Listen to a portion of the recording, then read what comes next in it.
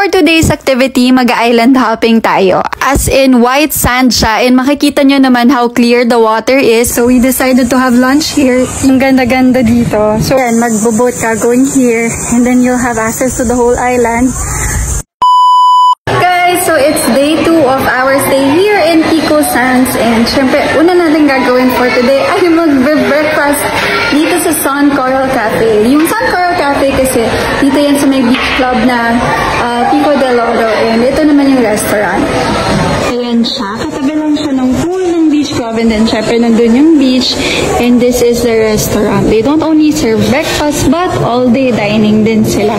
Just outside the restaurant is this beach and meron din ditong swimming pool na exclusive lang for members and property owners ng Pico del Oro Beach and Country Club. So for today's activity, mag-island hopping tayo. Actually, isang island lang naman yung pupuntahan namin pero to get there, you have to ride the speedboat. So kung guest kayo ng resort, whether sa condominium or sa hotel kayo nagsistay, pwedeng-pwede nyo tong i-avail. Sasabihin nyo lang na you want to go to San Telmo Island. Yung San Telmo Island is just another cove na malapit sa Pico del Oro. Anytime naman all year round, available naman tong activity na to.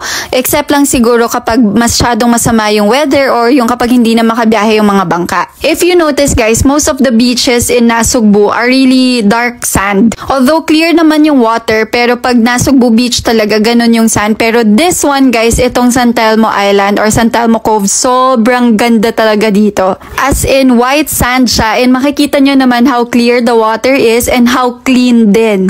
Since we are already here sa San Telmo Island, so we decided to have lunch here. You can order food dun sa restaurant nila and then they'll bring it here. So kami for today, ayun nga, magbubudal muna kami and guys, ito siya. Kompleto. So meron tayong inihaw na tuna, merong shrimp, my favorite crab. This is my favorite crab and then merong fruits and then we also brought beer para mas chill since buong araw naman tayo dito sa island and yun, kain muna tayo and excited na ako kasi gutom na talaga ako. So guys, eat up, kain tayo!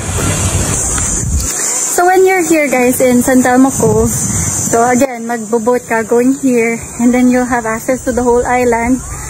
Yan, medyo malaking shore siya. Wala kasi ditong power, walang signal, walang anything. Pero what's best about this place is guys, meron silang CR. So you don't have to worry about showering kasi may toilet sila dito na very clean. May sink, may tissue, may soap, and may mirror pa, diba? And you can change clothes here. Ayan, dalawa pala yung toilet nila. May shower area dun sa likod. And yun, hindi ka mag-worry kasi yes, you're in a virgin island, but hindi ka mag-aalangan na paano pag kailangan mo mag-CR or kailangan mo mag-shower or although pwede ka naman bumalik sa resort and then you can just shower there and change clothes, but if you want to get dressed here and clean up, pwedeng-pwede dito. San Telmo Island guys is a private island owned by Pico del Oro Hotels and Resort and kung pupunta kayo dito, sobrang white sand. As in, pinong-pino yung sand and very private talaga siya. Napaka-solemn, napaka-tahimik and ang ganda-ganda dito. So, the water is very, very clear. And guys, tingnan nyo naman yung sand. Hindi lang ako makapag-swimming. But, as in, 10 over 10 tong island na to. Ang ganda-ganda. And then there's a part here where you can go snorkeling. Sobrang ganda ng coral.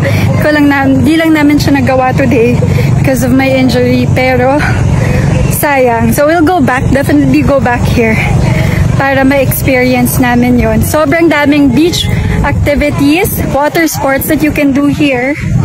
And ayun. Hi guys! Thank you for watching my video. But before you scroll up, meron muna akong i-share sa inyo na bagong game na na-discover ko at yun ay ang 77 PNL. So, sobrang dali lang maglaro dito. Papakita ko sa inyo. Ganito kadali lang maglaro dito guys. Mag-register ka lang and syempre magka-cash in para makapaglaro. So, madaming games dito pero Mines yung lalaroin natin kasi ito yung pinakamadali para sa akin.